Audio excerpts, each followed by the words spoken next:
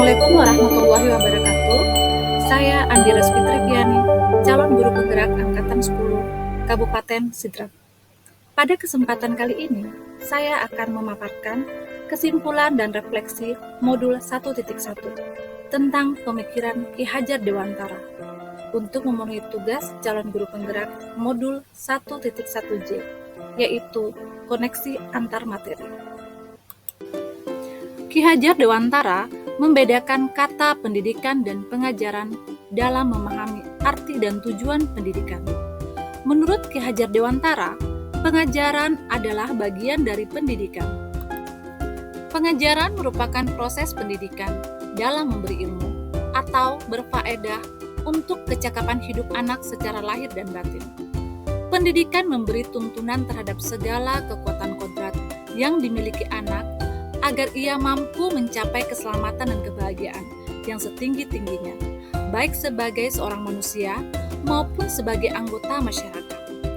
Nah, pendidikan adalah tempat persemaian benih-benih kebudayaan dalam masyarakat dan merupakan kunci utama untuk menciptakan manusia yang beradab.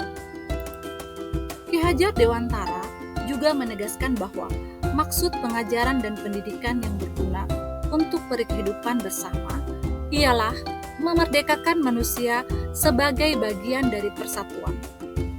Manusia merdeka adalah yang hidupnya lahir atau batin tidak tergantung pada orang lain, akan tetapi bersandar atas kekuatan sendiri. Sehingga dapat disimpulkan, tujuan pendidikan sejatinya ialah sebagai tuntunan di mana murid terlahir dengan kekuatan kodratnya masing-masing. Pendidik itu hanya dapat menuntun tumbuh atau hidupnya kekuatan kodrat yang ada pada anak-anak agar dapat memperbaiki perilakunya. Ki Hajar Dewantara menjelaskan juga bahwa dasar pendidikan anak berhubungan dengan kodrat alam dan kodrat zaman.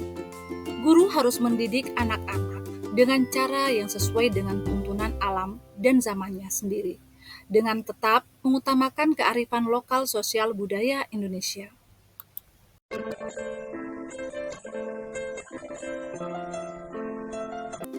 Sebelum mempelajari modul 1.1, pembelajaran yang saya laksanakan terkesan kaku dan tidak memerdekakan murid.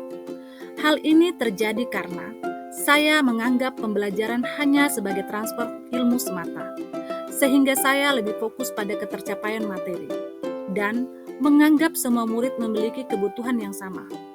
Saya tidak mempertimbangkan karakteristik murid, sehingga nilai kognitif menjadi acuan dalam tujuan pembelajaran yang saya laksanakan. Pembelajaran dianggap berhasil jika murid mencapai KKM. Akibatnya, pengajaran berpusat pada guru.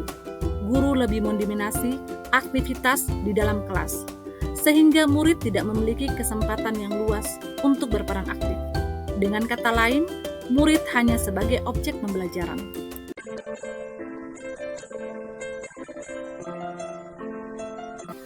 Setelah mempelajari modul 1.1, saya akhirnya memahami bahwa pembelajaran bukan hanya sekedar ilmu, melainkan menuntun dan memerdekakan murid untuk dapat menumbuh kembangkan potensi yang dimiliki sesuai dengan minat dan bakatnya. Saya juga harus memperhatikan semua aspek pembelajaran, yaitu kognitif, afektif, psikomotorik, spiritual, sosial, dan budaya. Selain itu, sebagai pendidik, saya juga perlu memberi ruang kepada murid sebagai subjek pembelajaran. Kebebasan berekspresi dan berkreasi, mengemukakan pendapat, memilih cara belajar.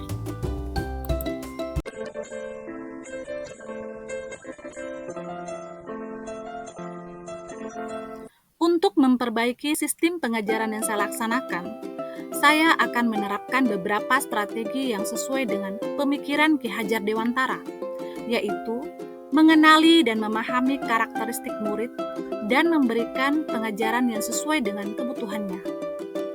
Menggunakan metode pembelajaran yang bervariasi, inovatif, dan kreatif dengan memanfaatkan teknologi dan pembelajaran. Merancang dan menerapkan strategi pembelajaran yang sesuai dengan kodrat keadaan murid, baik kodrat zaman maupun kodrat alam, serta relevan dengan konteks kebudayaan.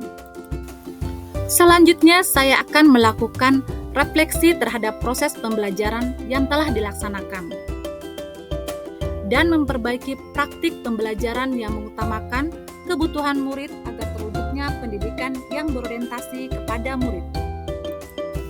Demikianlah pemaparan kesimpulan dan refleksi modul 1.1 tentang pemikiran Ki Hajar Dewantara. Saya Andi Rasfi Terbiani mengucapkan terima kasih dan salam guru penggerak.